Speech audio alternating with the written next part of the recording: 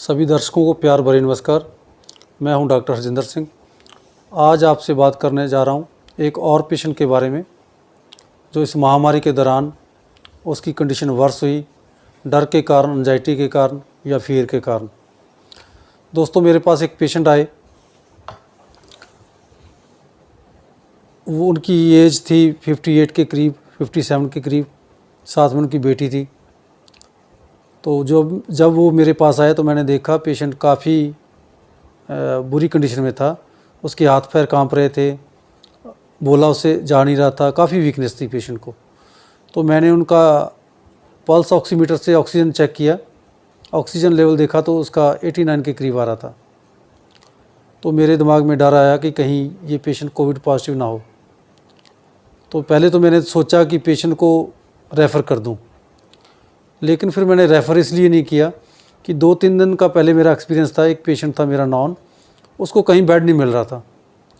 तो मेरे दिमाग में ये बात आई कि यदि इस पेशेंट को भी इस कंडीशन में बेड ना मिला या किसी हॉस्पिटल ने एडमिट ना किया तो इसकी कंडीशन और वर्स हो जाएगी।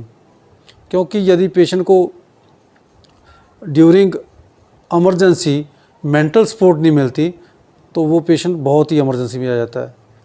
यदि पेशेंट किसी डॉक्टर के पास चला जाता है या हॉस्पिटल में एडमिट होता है तो उसका मन ये समझ लेता है कि अब मैं ठीक हो जाऊंगा। वो चीज़ पेशेंट के लिए बहुत ज़रूरी है। दवाई के साथ साथ मेंटल सपोर्ट भी बहुत ज़रूरी है। इन बातों को सोचते हुए मैंने सोचा कि इसको अब रेफ़र करने का टाइम नहीं है, इसको पॉजिटिव करने की ज़रूरत है। तो मैंने पेशेंट को उसके केस टेकिंग की, उससे सिम्टम लिए और एक तो मैंने उसको मेडिसिन दी, साथ में उसको पॉजिटिव विचार दिए, उसको बकअप किया कि आप चिंता ना करो, आप 15 मिनट में 20 मिनट में आपको फ़र्क पड़ने लगेगा। और वैसा ही हुआ।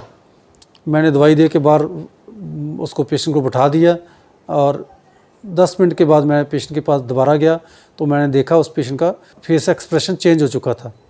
तो फिर मैंने दोबारा पल्स ऑक्सीमीटर से उसकी ऑक्सीजन चेक की और वो 90 आ गई और मैं भी पॉजिटिव हो गया कि अब पेशेंट टुवार्ड रिकवरी।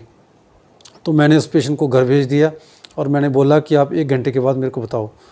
तो उसकी बेटी का फ़ोन आया तो उन्होंने बताया कि पेशेंट पहले से काफ़ी बेटर है और उसने आके घर पे पानी पिया है और अब उसको भूख भी महसूस होने लगी है। तो इस केस का जो आपके साथ शेयर करने का जो मेरा मोटिव है, ये दूसरा केस। अब ये नहीं पता था कि पेशेंट कोविड पॉजिटिव था या नेगेटिव था, क्योंकि वो पहले ही 7-8 दिन कहीं से मेडिसिन खा के आया था एलोपैथी। तो मेरे पास तो वो वर्स कंडीशन में आया था और उन्होंने सोचा कि एलोपैथी काम नहीं कर रही तो होम्योपैथी लेकर देखो। तो उस सिचुएशन में मैंने पेशेंट को मेडिसिन दी और साथ में बकअप किया तो वो पेशेंट रिकवर हो गया। हो सकता है वो पेशेंट को एंजाइटी हो या डर हो या फियर हो, उसके कारण उसकी ऐसी कंडीशन हो। तो दोस्तों, कहने का भाव है कि आप छोटी छोटी बातों को लेकर डरें ना। अब महामारी का टाइम है, हमें पॉजिटिव होने की ज़रूरत है। हम यदि पॉजिटिव रहेंगे तो बड़ी से बड़ी बीमारी में हम निकल जाएंगे और यदि हम नेगेटिव होएंगे तो छोटी बीमारी हमें बहुत बड़ी लगने लगेगी। क्योंकि आजकल हम नेगेटिव सोच रहे हैं, हमें ऐसा लग रहा है कि हमें सांस नहीं आ रहा है, हमें ऐसे लग रहा है कि हमें ऑक्सीजन कम हो रही है। तो ये चीज़ें पेशेंट सोच रहा है और जैसे ही वो सोच रहा है वैसे उसके साथ हो रहा है। तो इन चीज़ों से हमें बचने की ज़रूरत है। हमें पॉजिटिव विचारों की ज़रूरत है, पॉजिटिव लोगों की ज़रूरत है, पॉजिटिव कंपनी की ज़रूरत है। और यदि हम पॉजिटिव रहेंगे तो हम पॉजिटिविटी से हमारी बीमारी बहुत छोटी हो जाएगी। और हम आजकल हमें सबको पॉजिटिव रहने की ज़रूरत है। हम पॉजिटिविटी बढ़ाएं, पॉजिटिव बात करें, पॉजिटिविटी लोगों को दें, लोगों को डराएं ना कि उसके साथ ऐसा हो गया, उसकी ऑक्सीजन कम हो गई, उसको कोरोना हो गया, उसकी डेथ होगी। ऐसी न्यूज़ लोगों के मन पर बहुत ही बुरा प्रभाव डालती हैं। यदि हम नेगेटिविटी ना फैलाएंगे, आपको पता चल गया तो आप उस बात को वहीं पे सीज कर दो, क्योंकि आपके उसको आगे बताने के से किसी का कुछ फ़ायदा नहीं होने वाला, बल्कि नुकसान बहुत ज़्यादा होने वाला है। तो पॉजिटिव रहिए, अपनी हेल्थ का ध्यान रखिए, सोशल डिस्टेंसिंग का ध्यान रखिए, मास्क लगा के रखिए, हाथ धोते रहिए और अच्छी खुराक खाइए, ठंडी चीज़ों का परहेज़ कीजिए। इन्हीं शब्दों के साथ आप सबका धन्यवाद। Thank you.